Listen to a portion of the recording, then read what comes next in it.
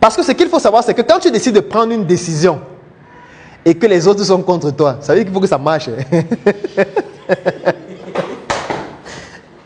En fait, c'est obligé de marcher. Si ça ne marche pas. D'abord que les autres vont tout faire, même inconsciemment, pour que ça ne marche pas. Et ça, c'est un processus qui est purement physiologique. Donc, c'est pour ça que je ne peux pas en vouloir à quelqu'un. Ils vont se comporter, même inconsciemment, pour que ça ne marche pas. Quand je dis inconsciemment, ça veut dire quoi? Ça veut dire que quand tu as quelqu'un qui vient tous les matins frustré parce qu'il estime que le bureau que vous avez pris coûte cher, il travaille de manière moins efficace. Il ne se donne pas à fond. Parce qu'au fond de lui, il veut que ça ne marche pas. Même inconsciemment. En fait, il veut à la fin te dire qu'il t'avait dit qu'il ne peut pas prendre le bureau. Sinon... Avec la phrase là, il a ça au fond de sa tête. Il a envie de te dire cette phrase-là que j'avais bien dit de ne pas prendre ce truc. Tu vois. Sauf que quand chaque jour passe, il n'arrive pas à dire cette phrase, ça l'énerve encore plus.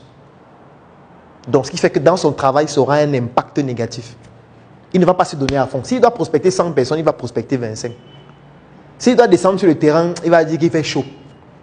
Tu vois. Parce qu'il veut arriver au moment où il va te dire que je t'avais bien dit que le truc s'y est cher. Tu vois. Donc, quand tu prends une décision, tu l'assumes à fond.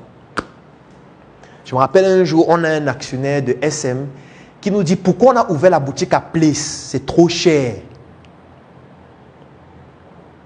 Il ne savait pas quoi dire. C'était l'une des rares fois où il ne savait pas quoi dire.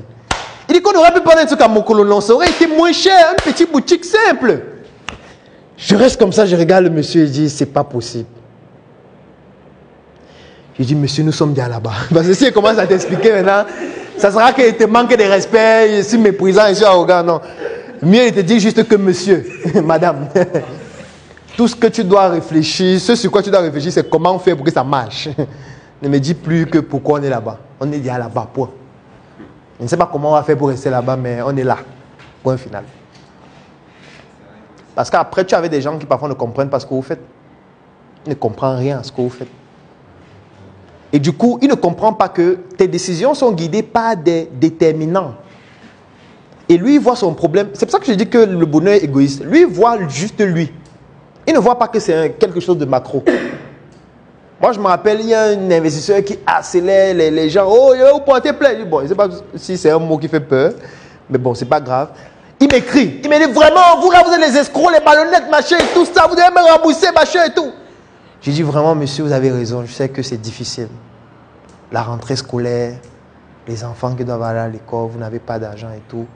Je sais que ce n'est pas quelque chose d'évident. On devrait vous rembourser depuis, ça n'a pas été fait. Et il y a au moins 10 raisons pour lesquelles je peux vous expliquer pourquoi on ne vous a pas remboursé. Mais je vais vous donner juste une seule. C'est vrai qu'en principe, je ne devrais pas le faire parce que c'est confidentiel, mais je vais quand même le faire. Je lui envoie un document. Je lui demande de lire le document. C'est juste 4 pages. Dès qu'il a lu le document, il ne m'a plus répondu. En fait, c'était un document d'un redressement des impôts. 45 millions. Je lui dis que ça, c'est un document parmi au moins 26 qu'il peut vous envoyer pour vous expliquer pourquoi. Ce n'est pas qu'on ne veut pas vous rembourser. Si ça ne dépend que de moi, c'est qu'il te rembourse. Puisque s'il te rembourse, ça augmente ma crédibilité. Je serais content de te rembourser le plus rapidement possible parce que je serais content de dire que mon ami ne te doit rien. Tout le monde est fier de dire ça. Mais j'ai un choix à faire entre prendre une décision qui peut faire que l'entreprise tombe en faillite et prendre une décision qui va pérenniser l'entreprise, qui pourra produire et te rembourser ultérieurement. Je prends quelle décision? Le choix, il est vite fait. Le choix, il est vite fait. Donc, il y a des décisions difficiles à prendre. Moi, je dis souvent que nos chefs d'État, parfois, ils doivent prendre des décisions du style, si tu prends la décision A, il y aura 10 morts. Si tu prends la décision B, il y aura 26 morts. On prend quelle décision? Je suis sûr qu'ils ont des décisions pareilles. Je suis sûr. Des décisions du style, tu dois juste chercher celle où il y aura le moins de morts. Ce n'est pas qu'il ne peut pas avoir le mort, il y aura forcément les morts. Mais on va choisir la décision où il y aura vraiment le moins de personnes qui vont mourir. Et il faut que ceux qui meurent soient les gens qui ne sont pas très importants dans la société. On se bat pour que ce soit des gens qui, de toutes les manières, mourraient déjà. Donc, on les accompagne dans leur processus de mort. Ils étaient à mort financièrement, mort économiquement, mort spirituellement, mort socialement. Donc maintenant, si on peut les accompagner avec une mort douce qui fait qu'ils partent rapidement, on va les accompagner. C'est difficile, mais c'est ça, prendre des décisions.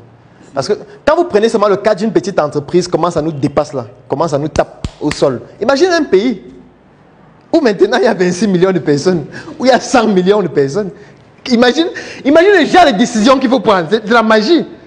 Parce que imagine-toi que tu es assis dans ton bureau, il y a quelqu'un qui fait l'accident à Yokadouma. Et quand il tombe, il meurt, on dit que tu dois partir. Dis, imagine-toi. Imagine-toi, on laisse le maire, on laisse tous ceux qui gèrent là-bas. Ils font un direct en ligne pour dire que c'est trop, tu dois partir.